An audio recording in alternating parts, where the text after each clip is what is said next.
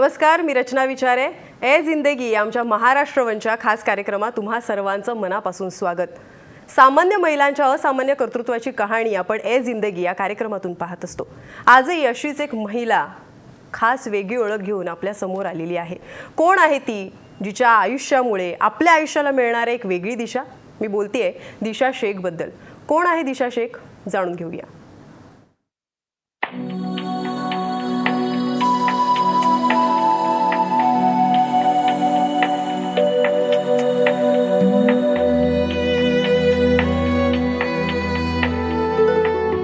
तृतीयपंथी कवयित्री दिशा शेख. नावाप्रमाणेच दिशाच्या आयुष्याला दिशा मिळत गेली आणि आठवडी बाजारात टाळ्या वाजवून पोट भरणारी ती एक कवयित्री म्हणून प्रसिद्ध झाली.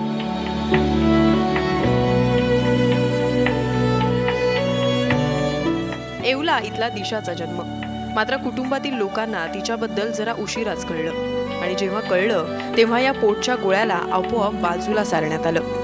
10वी पर्यंत शिक्षण घेतल्यानंतर दिशाची वाटचाल सुरू झाली ती गुरु शिष्य परंपरेतून. तृतीयपंथीयांचं जीवन जगण्याची वाट सोपी नक्कीच नव्हती. पुरुषी मानसिकता जगू देत नव्हती आणि स्त्री सुलभ मन गप्प बसू देत नव्हतं. यातूनच निर्मिती होत गेली ती कवितांची. अस्वस्थता, अवहेलना या साऱ्यांबद्दल दिशाने इतकं लिहून ठेवलंय की दिग्गज साहित्यिकही अंतर्मुख होतात. मात्र तिच्या जगण्यातून, बोलण्यातून सातत्याने जाणवते ती सकारात्मकता.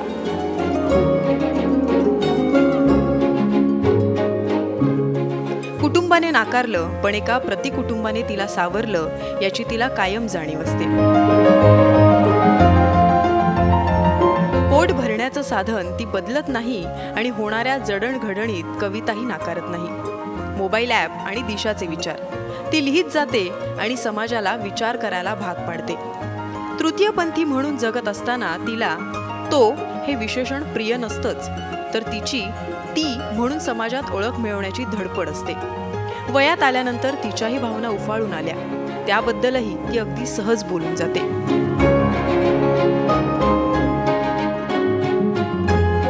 पैसे गोळा करून पोट भरत असताना एकीकडे ती व्याख्यानालाही जाते. स्वत्व ओळखून अनेकांना दिशा देणाऱ्या या दिशा शेखला महाराष्ट्र वनचा नेहमीच पाठिंबा असेल.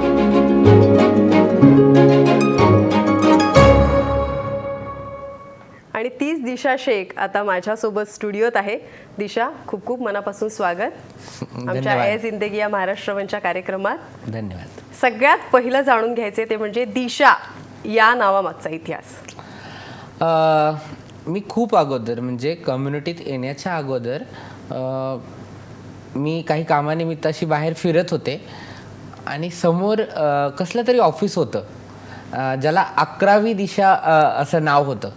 आणि मग मी विचार केला की यार हे नाव किती सुंदर आहे, 11वी दिशा. म्हणजे पाहायला गेलं तर 10 दिशा आहेत आणि मग मी पण 11वीच दिशा आहे. एकंदर समाजाच्या दृष्टिकोनातनं मी 11वी दिशा आहे. मग मी म्हटलं की हेच नाव मी माझं ठेवणार आणि मग मी माझ्या नावाची निवड केली दिशा म्हणून.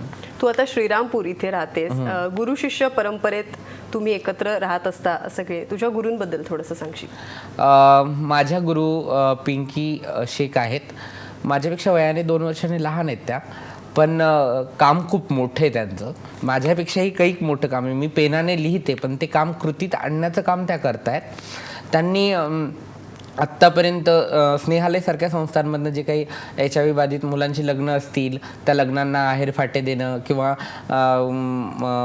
सुधारगृहातल्या मुलांसाठी मदत, मदरशांमधल्या मुलांसाठी मदत, दारावर कुणी जर आलं की आजारी आहे त्यांना मदत लागते, आम्ही सगळ्याजणी मिळून त्याला.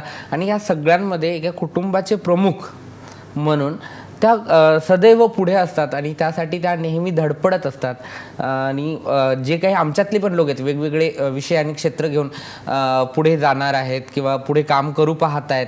माझ्या काही मैत्रिणी डान्सिंग क्षेत्रात आहेत, काहींना मेहंदी आणि रांगोळी आवडते, मला लिहायला आवडतं. या सगळ्यांच्या कला हेरून त्यांना त्या त्या क्षेत्रामध्ये पुढं पाठवण्याचं काम माझ्या गुरु खूप चांगल्या प्रकारे करतात. आणि एका कुटुंब प्रमुखाची जी कर्तव्य असतात ती खूप चांगल्यापैकी ते पार पाडतात. तू आता म्हणालीस की कुटुंब प्रमुखाची जी काही कर्तव्य असतात किंवा जी काही जबाबदारी असते त्या तुझ्या गुरु अत्यंत उत्तम पद्धतीने पार पाडतात. या सगळ्या जडणघडणीत स्वतःची एक जी फॅमिली होती, जे कुटुंब होतं, त्यांना किती मिस करतेस? नाही मिस करत. म्हणजे बहुतेक असं असेल की ज्या वेळेस परिवाराशी भावनिक गुंतवणूक होते माणसाची, मी त्याच काळात परिवारातनं बाहेर पडाले आणि त्याच काळामध्ये मला माझा हा प्रतिकुटुंब मिळाला. म्हणजे मला कुटुंब म्हणल्याबरोबर मला माझे घरचे इमॅजिन करत नाही मी, घरच्यांचं चित्र डोळ्यासमोर येत नाही, तर मला माझे गुरुभाऊ आणि एकंदर माझ्या चेले लोक किंवा हे जे आहेत हे कुटुंब मला वाटतं माझ्या दृष्टिकोनातनं. आपल्याकडे कुटुंबाची जी रक्ताशी जोडलेली जी व्याख्या आहे, आम्ही त्या पुढे गेलेलो आहोत. आमची कुटुंबाची व्याख्या ही थोडी मोठी आहे, व्यापक आहे. जो आम्हाला जीव लावतो तो आमच्या कुटुंबाचा भाग आहे. त्याच्यामुळं मी माझ्या घरच्यांना मिस असं म्हणजे आहेत माझ्या आयुष्यात, ते व्हॅल्यू ठेवतात, पण इतकंसं असं वाटत नाही की आत्ता असं वाटत नाही या टप्प्यावर. पूर्वी मिस करायची मी सणावारांना वगैरे, पण आत्ता या टप्प्यावर असं वाटत नाही की मी काही गमावलंय म्हणून. जे गमावलं त्याच्यापेक्षा दुप्पट मिळालंय मला. जास्त कमावलंय, जास्त कमवलंय खूप. दिशा आधीपासूनच इतकी बेधडक होती की टप्प्याटप्प्यावर तिचा हा बेधडकपणा वाढत गेला? नाही, दिशा टप्प्याटप्प्याने वाढत गेली.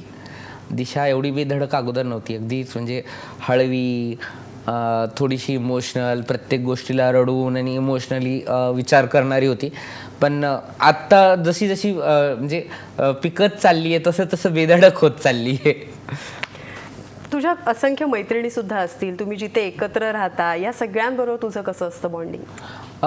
मैत्रिणी म्हणजे ते आमचं एक नातं आहे. म्हणजे माझ्या गुरु बहिणी आहेत, त्या बहिणी सोबत जे नातं असतं तेच आहे. अगदी लिपस्टिक आणि सँडल्स आणि कपड्यांवरनं भांडणं तर आहेतच, पण जर असा ताप आला तर अगदी अख्खं घर कावरं बावरं होणारं जे रिलेशन असतं, लगेच दवाखान्यात न्या, गोळ्या घेतल्या का, औषधं झाली का, हे म्हणणारे पण आहेत. आम्ही ते एक बॉन्डिंग आहे. कंटिन्यू मस्कऱ्या होतात, एकमेकांना टपल्या मारणं असतं किंवा का सॅड बसली आहेस, काय प्रॉब्लेम विचारणाऱ्या पण आहेत. ते खूप असं हळवं नातं आहे आमचं ते, आणि तितकंच मस्तीखोर पण आहे. आता तू म्हणालीस की हळवं नातं आहे तुमच्या पूर्ण त्या प्रतिकुटुंब व्यवस्थेत. या सगळ्यात जसजसं आपण मोठे होत जातो तसं काही भावना अर्थातच मनात डोकावू लागतात, मेंदूत त्या स्पंदनं वेगळी निर्माण करतात. तुझ्या बाबतीतही असं घडलं होतं? हा, माणूस म्हणून त्या भावना असणं साहजिक आहे. आणि मुळात आपल्या इथल्या लोकांना ते कितपत माहिती, काही लोकांना ते माहीतच नाही. जिथे किडा मुंगी ह्या ज्या गोष्टी जीव आहेत ते, त्यांना सुद्धा जोडीदाराची जी एक साथ आहे ती हवीशी वाटते. ती तितकीच नैसर्गिक आहे आणि ती प्रत्येकात आहे, पण आपल्याकडे त्या गोष्टींवर बोलल्या जात नाही. किंवा आपल्याकडे नातं ना एका स्पेसिफिक चौकटीत पाहिलं जातं. म्हणजे पहिले मित्रमैत्रीण, प्रियकर प्रियसी, नंतर नवरा बायको, नंतर आई बाप, त्याच्यानंतर सासू सासरे, नंतर आजी आजोबा. ही जी व्याख्या जी नाती पूर्ण करतात तीच सामाजिक चौकटीला एक्सेप्टेड आहेत आणि ती मान्य पण आहेत आणि त्यांच्याच लोक विचार करतात. पण जी नाती म्हणजे मला नाही वाटत, काही जीवांना असं वाटत असेल की त्यांना जन्माला घालायचंच नाही कोणाला, किंवा ते जे जगतायत तेवढ्यात खुश आहेत. त्यातली मी एक, समजा मी जन्माला घालू शकत नाही, तर माझं असणं, माझ्या भावना, माझं सहजीवनाचं जे स्वप्न आहे तेही तितकंच सत्य, फक्त ते तुम्हाला एक्सेप्टेड नाही. आणि मीही त्यातनं गेले, पण काही काळानंतर त्या एका गोष्टीनंतर मी सामाजिक चौकटींमध्ये बांधल्या गेले की तिथे माझं स्त्री नसणं आडवं आलं. म्हणजे काय होतं की माझ्या जोडीदारालाही ते मान्य होतं माझं असणं, पण मग तो कुठपर्यंत स्ट्रगल करणार. त्याच्या आईला तर सून हवी असणार, त्याच्या बहिणीला तर वहिनी हवी असणार. एकंदर टिपिकल किती जणांची ॲडव्होकेसी करणार आपण, किती लोकांना समजून सांगणार या गोष्टी.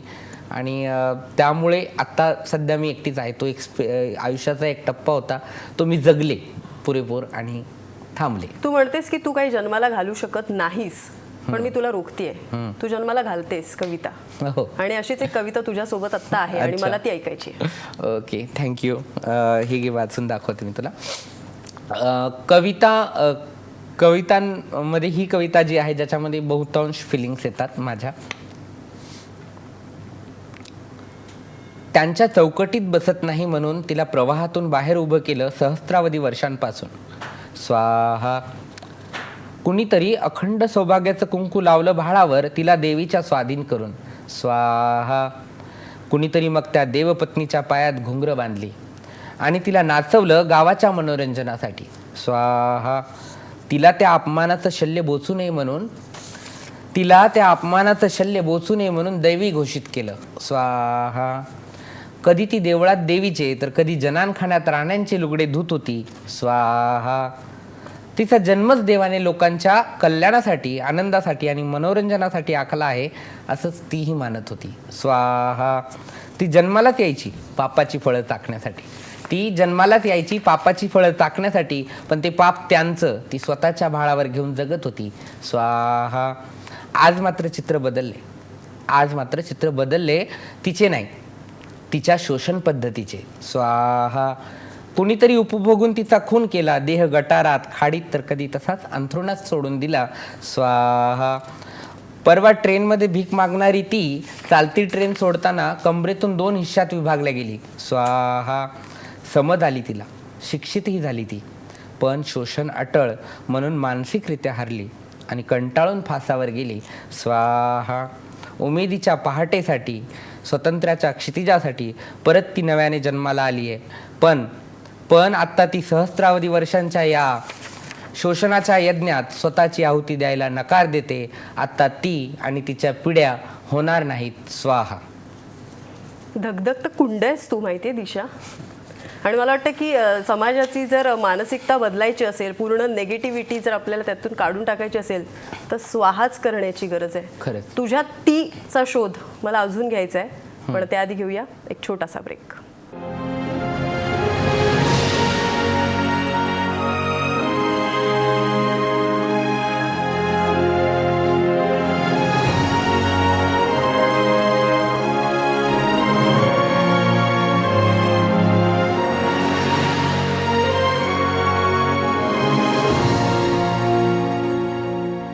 दिशा शेख ही व्यक्ती सोशल मीडियावर सुद्धा खूप ॲक्टिवेट असते.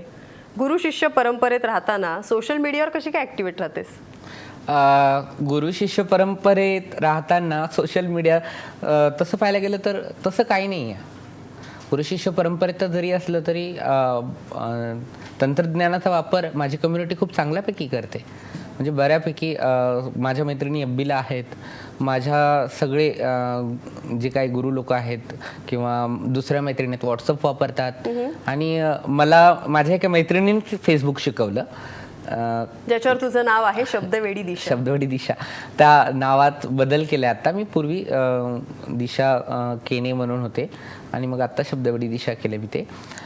तर गुरु शिष्य परंपरेत तू कुठं अडसरच नाही. नवीन शिकण्याला माझ्या इथे तरी माझ्या गुरूंनी मला नेहमी संधी दिलेली नवीन शिकण्यासाठी. काहीही शिक नवीन. माझ्या 2 मैत्रिणी मुक्त विद्यापीठातनं, यशवंतराव मुक्त विद्यापीठातनं सेकंड इयर करतायत. त्यांना संधी आहे. नवीन ज्यांना कोणाला शिकायचं आहे त्यांना तिथून हातभार आहेच. असं विरोध असं काही नाही. नेहमी पाठिंबा होतो. कणखर पाठिंबा येतो. म्हणजे आमच्या घरात नेट पॅक संपला तर कधी मी त्यांच्याकडे हक्काने मागू शकतो, नेट पॅक संपले, पैसे दे. तुझ्या गुरूंचं नेमकं तुझ्याबद्दल काय म्हणणं ते तुला ऐकायचंय? हा, आवडेल ना. वाव, कुणाला नाही आवडणार. पाहूया. नक्कीच. दिशा जेव्हा माझ्याकडे आली, दिशाला येऊन 4 वर्ष झाली माझ्याकडे येऊन आता. आणि तिचं मी पहिलं नाव ऐकलं होतं. जेव्हा तिला मला 1-2 कविता ऐकून दाखवल्या आणि तिनं स्नेहालयामध्ये एकांकिका सादर केली होती, तेव्हा मी पाहिलं. मग ते मी लक्षात घेतलं की हिच्या अंगात काहीतरी कलागुण आहे. मग तिला मी सपोर्ट केला, बाळा तू लिहित जा. तिथून पुढं तिला लिहिणं चालू केलं. मग मी तिला मोठ्या मोठ्या लोकांचे नंबर दिले, भेटायला लावलं. आणि मग तिथून पुढं तिला मी सपोर्ट केला का तू लिहित जा, तुझा एक कविता संग्रह निर्माण कर, तू नाव कमव, अशीच पुढं जा. तू आपल्या समाजात कोणी पुढं नाही आहे, तू पुढं जा. का महाराष्ट्रात नव्हे पूर्ण भारतामध्ये पहिली ती एक तृतीयपंथी कवयित्री आहे आणि आम्हाला खूप अभिमान आहे. आणि त्यात कवितेमधून ते आमच्या समाजाबद्दल सांगते, याबद्दल आम्हाला खूप आनंद वाटतो. दिशा एक चांगली व्यक्ती. तिचं शिक्षण खूप कमी आहे, पण ती कविता करणं म्हणजे तिच्यासारखं कविता कोणी करू शकत नाही आमच्या समाजामध्ये, म्हणून आम्हाला खूप अभिमान वाटतो तिचा. तुला माहिती किती मोठं सर्टिफिकेट दिलेस तुम्हाला. Thank you so much. आणि हे खूप सहज झालं बरं का. म्हणजे थँक्यू गुरु. ओके, छान आहे ना. हा, खूप सुंदर, अप्रतिम. दिशा, अजूनही तू आठवडी बाजारात जातेस. हो. टाळ्या वाजवायच्या हो. आणि लोकांनी पैसे द्यायचे. काय अनुभव असतो आता? तसं ना, मी निबर झाले ग. म्हणजे खूप निबर झाले. आत्ता तितकंसं काही वाटत नाही. लोकांच्या ओळखी झाल्या, त्यांच्या चेष्टा किंवा खोचक बोलणं पण अंगवळणी पडले आता. पण सुरुवातीचा काळ खूपच त्रासदायक होता. म्हणजे कोणीतरी तुमच्या हातावर पैसे देतं आणि मग तळ हाताला असं कसला तर एक अश्लील इशारा करतं. हा, स्पर्श असतो, तो इशारा असतो वेगळाच. ते खूप घाणेरडं असतं. पण त्याच इक्वालिटीनं आस्था दाखवणारी माणसं, प्रेमाने जवळ करणारी माणसं, घरातली उनी सांगणाऱ्या बायका किंवा जवळ माझी लेक म्हणून जवळ तोंडावरनं हात फिरवणाऱ्या आज्या, हे पण मला बाजारातच मिळालं ना. खूप जितके निगेटिव्ह लोक खूप कमी आहेत, खूप थोडके आहेत, पण त्यांचा प्रभाव जास्त आहे. आणि चांगली लोक खूप मोठ्या प्रमाणात आहे, पण ते पुढे येत नाही. बाजारामध्ये त्रास देणारी लोक आहेत, वेगळ्या नजरेने बघणारी लोक आहेत, तुम्हाला हरेस्ट करणारी, टॉर्चर करणारी लोक आहेत. तसंच काही घरी स्पेशल बनवले बाजाराच्या दिवशी, तर ते बांधून आणणारे पण आज्या आहेत, आया आहेत माझ्यासाठी. खूप मोठा परिवार आहे माझा. म्हणजे माझ्या सगळ्या बाजारामधली जेवढी लोक आहेत ना, ती माझी एक फॅमिली आहे. त्या प्रत्येक बाजारात माझ्या आया आहेत, दाजी आहेत, मावशी आहेत, आया, सगळे जे काय नाते आहेत ते मला तिथे मिळतात.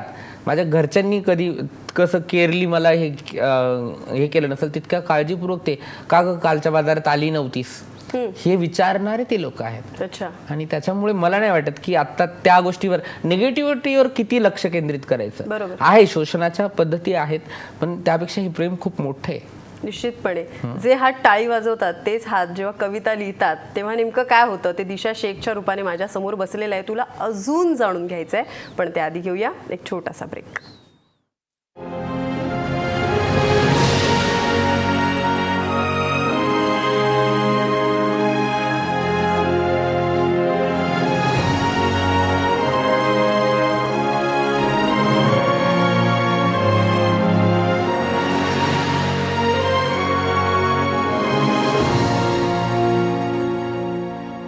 दिशा कविता लिहिते, पण तिचा आठवडी बाजार कधीच चुकलेला नाहीये. दिशा, या आठवडी बाजाराच्या प्रवासात कशा काय कविता लिहितेस? माझ्या मोबाईलमध्ये एक टायपरचं ॲप डाउनलोड करून घेतलं आहे मी. आणि बसचा जो रोज मला 2-3 तासाचा प्रवास आहे, जायला 2 तास यायला 2 तास, तर त्या काळामध्ये मग मी तिथे लिहित असते. माझं तेवढंच लिखाण आहे. मग घरी आल्यावर असं वही पेन घेऊन लिहायला वेळ नाही मिळत इतकासा. वाचन असतं, काही दुसरी कामं असतात घरातली, फॅमिली बनून. पण मला प्रवासात लिहायला जास्त आवडतं. तिथं सुस्त पण जास्त आणि हे पण आहे. 10वी पर्यंत तुझं शैक्षणिक शिक्षण तुझं पूर्ण झालेलं आहे. तो शैक्षणिक प्रवास तुझा तिथेच खरं तर थांबला असं म्हणायला हरकत नाहीये. काळानुरूप अनेक गोष्टी नंतर बदलत गेल्या. पण हा जो तू प्रवास करतेस आठवडी बाजारासाठी, या प्रवासात नेमके काय अनुभव येतात? या प्रवासात ना, म्हणजे बायका अशा, म्हणजे मी बसलेले असते आणि कुठेतरी बाई शेजारी होऊन बसते, तिला ओळखू येत नाही मी. आणि जेव्हा मी तिकीट मागण्यासाठी हात पुढे करते आणि आवाज काढते आणि तिला लगेच कळतं की ही अशी, लगेच ती उठून बाजूला बसणं किंवा एकदम विक्षिप्त माझ्यावर नजर टाकणं किंवा काहीतरी एखाद्या पुरुषाच्या शेजारी बसणं कम्फर्ट फील करतील बायका. पण माझ्या शेजारी बसताना ते खूप ॲकवर्ड फील करतात किंवा मला काहीतरी वेगळंच बघतात. त्यात खूप त्रासदायक वाटायचं अगोदर, पण हल्ली मी त्या गोष्टीलाही पॉझिटिव्ह घ्यायला चालू केले. ट्रेनमध्ये सुद्धा काहीतरी वेगळं घडलंय? हा, ट्रेनचा प्रवास इथे असताना, मुंबईला असताना, मी मुंबईला 8 वर्ष होते अगोदर, 7-8 वर्ष. तर संध्याकाळच्या वेळेला गाड्या खूप भरलेल्या असतात आपल्या इकडनं. आणि मग सेकंड क्लासमध्ये एवढ्या बायकांमध्ये, ते त्यातल्या त्यात बायकांना आम्ही नको असतो, मग एवढ्या गर्दीत चढणं असह्य होतं. मग कधीतरी 1-2दा चुकून मी फर्स्ट क्लासमध्ये चढल्या गेले होते आणि गाडी रिकामी होती, 1-2 जणी बसले असतील. आणि मग कितने चीफ क्लास लोग है, देखो ना इनको बिल्कुल मॅनर्स नाही, कहीं पर भी चढ जाते. एकदम स्टँडर्ड बाई, एकदम इंग्लिशमधनं मला झाडत होती. तिला असं वाटलं की मला इंग्रजी कळत नाही. मग मी त्यातल्या त्यात तिला म्हणलं, बाई म्हणलं, भाषा सांभाळून वापरा तुमची, माइंड युअर लँग्वेज हा शब्द मी त्यावेळेस वापरला होता. मला स्पेलिंग नाही येत पण बोलता आलं ते त्यावेळेस. आणि ती जेव्हा मला फर्स्ट क्लासचं गाणं सांगत होती की हा फर्स्ट क्लास आहे, तर त्यावेळेस मी तिला दिलेलं उत्तर हे होतं की आपल्या देशामध्ये क्लास हा पैशावरनं ठरतो, मेंटॅलिटीवरनं नाही. ज्या दिवशी मेंटॅलिटीवरनं क्लास ठरेल त्या दिवशी मी फर्स्ट क्लासमध्ये असेल आणि तुझ्यासाठीचा क्लासच इथे डब्यात नाहीये. करेक्ट. हां, तर हा अनुभव मला मी बऱ्याच वेळा आलेला आणि बऱ्याच वेळा माझं हेच हे आहे की ज्या श्रमजीवी बायका आहेत, ज्या दिवसभर दगड वाहत आहेत, धुनी भांडी करतायत किंवा कितीतरी श्रमाची कामं करतायत, अर्थात त्यांना आरामाची गरज आहे, बरोबर. त्यांना रिलॅक्स प्रवासाची गरज आहे, तर त्या लटकून जातात. मी असं नाही म्हणत आहे, पण तरी पण आपल्या इथे कुठेतरी परिवर्तनाची गरज आहे, मेंटॅलिटीची निश्चितपणे. गरज आहे. एखादी बाई सहज चुकून आली असेल तर तिच्याकडे बघण्याचा दृष्टिकोन थोडासा हे असावा. तू आता म्हणालीस की परिवर्तनाची गरज आहे. लोकांची अजूनही मानसिकता वेगळी आहे तृतीयपंथीयांकडे पाहण्याची. तो एक समाज खरं तर नाकारलाच जातो अनेकदा, एक समाज घटक असून सुद्धा. तर ही लोकांची जी मानसिकता आहे ती बदलण्यासाठी दिशा शेख काय करणार आहे? पहिले तर मी माझी पेन सुरू केली, लिहायला चालू केलं, कविता लिहिते, माझ्या भावभावना मांडण्याचा मी प्रयत्न केला, ज्यातनं लोकांना हे कळावं की तृतीयपंथी जरी असले तरी मला फिलिंग्स आहेत, सामाजिक भान आहे. मलाही तुम्ही ज्या ज्या प्रश्नांवर तुम्ही हे करताय, त्रस्त आहात, त्या प्रश्नांवर मलाही काही मतं आहेत आणि त्याची नोंद घेतली जावी. मी वेगवेगळ्या कॉलेजेसवर जाते आणि ॲडव्होकेसी लेवलला लोकांना माहिती करून देते की आम्ही जगतो कसं, काय वागतो, तुम्ही जेवढं आम्हाला पाहता तेवढेच आम्ही नाही आहोत, त्याच्या मागची पदरं काय आहेत, आमच्या जडणघडणीची ऐतिहासिक पार्श्वभूमी काय आहे, सामाजिक पार्श्वभूमी काय आहे, आर्थिक पार्श्वभूमी काय आहे, हे जोपर्यंत तुम्ही समजून घेणार नाही तोपर्यंत तुम्हाला आमच्या वागण्यातलं किंवा असण्यातलं किंवा दिसण्यातलं हे कळणार नाही, त्यातली पदरं कळणार नाही. तोपर्यंत तुम्ही आम्हाला जजमेंटल राहणार आमच्या विषयी, आम्ही तुमच्याविषयी जजमेंटल राहणार. तर त्या संवादाला दिशाने सुरुवात केलेली आहे आणि अशा हजारो दिशा समोर याव्यात अशी तिची अपेक्षा आहे. एका दिशेने पुरेसं नाही होणार, अगदी मोजके मॉडेल्स आहेत आपल्याकडे, अशी मॉडेल्स तयार व्हावेत. बरोबर. हां, आणि पण यातही काय होतंय माहितीये का, जे मॉडेल्स म्हणून पुढे येत आहेत, जसं की बंगालच्या एक प्रिन्सिपल आमच्या ज्या झाल्या होत्या त्यांना 6 महिन्यात रिझाईन करावं लागलं होतं आणि त्यांना बघून आमच्या काही मैत्रिणींनी शिकायला चालू केलं होतं की नाही आपण पण असं काहीतरी करूया. पण त्यांना रिझाईन करायला लागल्यानंतर त्यांचं मानसिक खच्चीकरण झालं की आपण ज्यांना बघून पुढे जातोय त्यांचं खच्चीकरण झाल्यानंतर आपला मानसिक धीर गमावतो. तर दिशांना पुढे आणायचं असेल तर अशा दिशा आणखीन समोर दाखवाव्या लागतील. निश्चितपणे. आणि त्यातलीच एक दिशा माझ्या समोर बसलेली आहे. तुला उलगडताना खरं तर खूप अभिमान वाटत होता दिशा, आणि जाता जाता तुझ्यासाठी एक छोटीशी भेट आहे, नक्कीच तू तिचा स्वीकार कर. ती म्हणजे अशी: तिचा जन्म होतो की त्याचा, उत्तर शोधण्यात आपण जन्म घालवतो. तिचा जन्म होतो की त्याचा, उत्तर शोधण्यात आपण जन्म घालवतो, पण सोयर सुतक न मानता ते झुगारत जातात आमचं अस्तित्व. वा. शरीराने जिथे घडतो माणूस तिथे बौद्धिकतेची वैश्विक पातळी दाखवून ते आपल्याला करतात खुजं. अरे वा. भळबळ वाटे जखम तरी नजरेने भरतो त्यांच्यातील माणुसकीचा साज. तू असशील कुठलासा अवतार, तू असशील कुठलासा अवतार, निदान आम्ही तरी मानत राहू.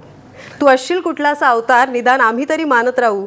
तुझी दुनिया अगाध निराळी, नेहमी आनंदाने सजत राहू. दिशा, छान लिहिलंस. खूप खूप छान वाटलं तू इथे आलीस. पुन्हा एकदा भेटूच एका अनोख्या टप्प्यावर. तुझ्याशी पुन्हा एकदा भेटायला नक्की आवडेल. नक्कीच.